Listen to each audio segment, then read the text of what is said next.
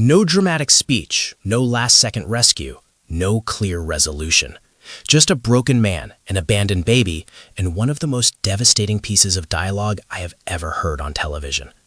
And by the time the screen went black, I realized something that genuinely shook me.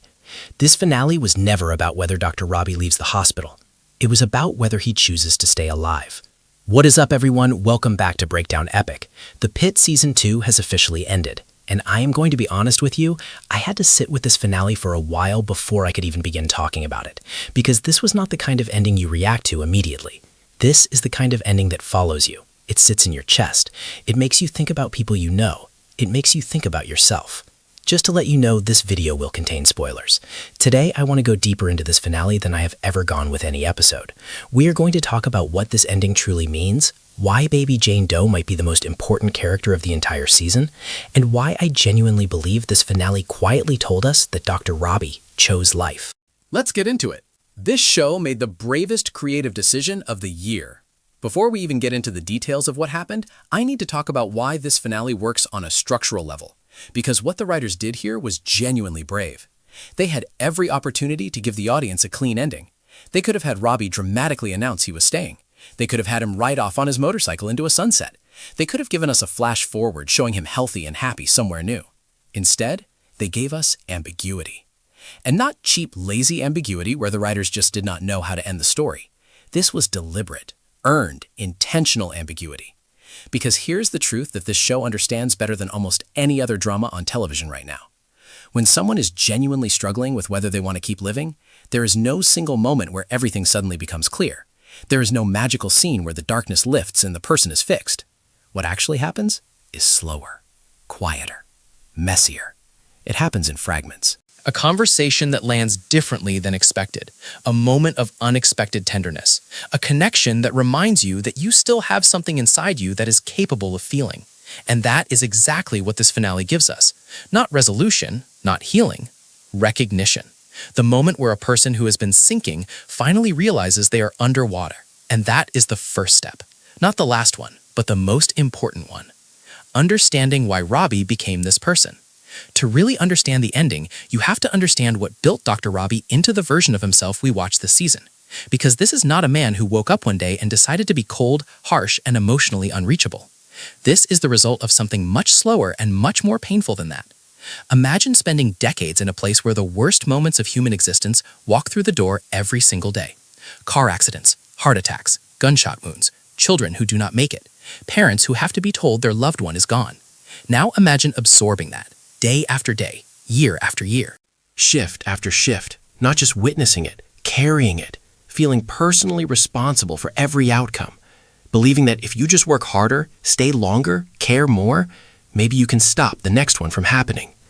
That is what Robby has been doing his entire career. And somewhere along the way, that mission consumed everything else. The relationships he thought he would have never materialized. The family he imagined building never happened. The version of his life that was supposed to exist outside these walls simply never arrived. So the hospital became everything, his identity, his family, his reason to wake up. And the cruelest part of that is this. The very place that gave him purpose also ensured that he would never be able to build anything outside of it. The Judith case was the breaking point. Now let's talk about the moment in this finale where I think Robby came closest to completely shattering.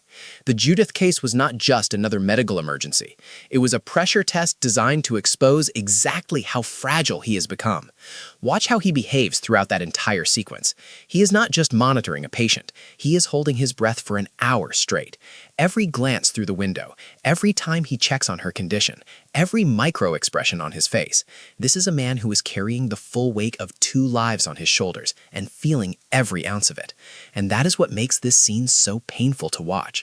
Because we know that if anything goes wrong, if the mother does not make it, if the baby does not survive, that will be the thing that finally breaks him beyond repair. He has absorbed too much death already. One more tragedy, one more loss that he feels responsible for, and there will be nothing left to hold together.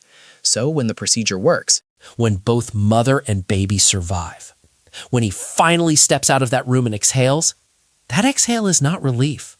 That exhale is a man who just barely survived himself. And I think that is the moment the finale begins to shift. Because surviving that case does not make Robby stronger. It makes him more aware of how close to the edge he actually is. Langdon became the person Robby needed most. One of the most unexpected and powerful dynamics in this finale is the reversal between Robby and Langdon. For most of this season, Langdon has been the one struggling, doubting himself, questioning whether he belongs, feeling the weight of judgment from the people around him. But in this finale, that dynamic completely flips. Langdon has done the work. He has faced his own demons. He has gone through the painful, humbling process of admitting he needed help, getting that help, and coming out on the other side different. Not perfect, but honest. And now he is standing in front of the man who runs the entire department and telling him something that nobody else has been willing to say with that level of directness. You are not above this. You are not immune to this. You are showing the same signs that every person I sat next to in rehab was showing. The only difference between you and them is that they had the courage to admit they needed help. That is devastating to hear, and what makes the scene even more powerful is the way Robby receives it. He does not argue, he does not fight back, he does not dismiss Langdon the way he has dismissed so many other people this season. He just absorbs it. And I think in that moment something cracks open. Not enough to fix him, but enough for a sliver of truth to get in. Because Langdon is proof that the process works, that admitting weakness does not destroy you, that asking for help does not make you less, and that the people who come out the other side of that process are often stronger than the ones who refuse to enter it. Robby may not act on that truth immediately, but he heard it, and I do not think he will be able to unhear it. Al-Hashimi's scene is more important than people realize. I want to take a moment to talk about Al-Hashimi, because I think her final scene in this episode is being overlooked. When she breaks down in the parking lot, that is not just frustration or sadness. That is the moment where a lifetime of fighting catches up with her. She has managed her condition for 35 years. She has built a career despite it. She has worked in conflict zones, treated children in war, and proven herself in environments that would break most people. And now, the one person whose professional opinion she came to respect has essentially told her she cannot be trusted. But here is where the scene becomes truly devastating. Because I do not think she is only crying because she feels attacked. I think she is crying because part of her knows he might be right. 2 seizures in 1 shift in a department where 5 seconds of lost concentration could cost someone their life. That is not something you can just push through with willpower and determination. And sitting in that car, unable to start the engine, is her own body confirming what Robby said. She is not safe behind the wheel right now. And if she is not safe behind the wheel, can she truly be safe running an emergency room? That realization, landing on someone who has fought their entire life to prove they are capable, is absolutely crushing. And I think it connects back to Robby in a profound way, because both of them are people who have built their entire identities around their competence, and both of them are now being forced to confront the possibility that their conditions, one physical and one psychological, might be more powerful than their willpower. Baby Jane Doe changed everything. And now we arrive at the scene that I believe is the emotional core of the entire season. Dr. Robby, alone, holding an abandoned baby in an almost empty emergency room. This is the simplest scene in the finale. No medical emergency, no confrontation, no life or death stakes, and it is the most powerful moment in the entire show. Because in that moment, every wall Robby has built this season comes down. The authority, the control, the coldness, the distance, all of it dissolves, and what is left is just a man who recognizes his own wound in someone else. He was abandoned at 8 years old. He knows what it feels like to be left, to feel like nobody is coming back, to wonder if you did something wrong to deserve being alone. And now he is holding a child who is at the very beginning of that same journey. When he speaks to her, the words are simple, but the weight behind them is staggering. He tells her everything is going to be fine. He tells her there are so many people to love ahead of her, so many wonderful things to see. And I genuinely believe that in that moment, he is not just comforting a baby. He is begging himself to believe those words too. Because if those words are true for her, maybe they can be true for him. Maybe there are still people to love. Maybe there are still things worth seeing. Maybe the darkness does not have to win. That is why I do not interpret this ending as a goodbye. I interpret it as a man who has been drowning all season, finally grabbing onto something real. Baby Jane Doe did not fix Dr. Robby, but she may have given him the one thing he needed most in that moment, a reason to stay. The supporting cast got endings that felt earned. Beyond Robby's arc, this finale also gave the supporting characters quiet but meaningful closure. Javadi's journey toward emergency psychiatry feels like the most natural ending for her. She has spent the entire season being the most emotionally intelligent person in that department. It makes perfect sense that her future lies in helping others process what this world does to them. Mohan's departure was gentle, no big dramatic.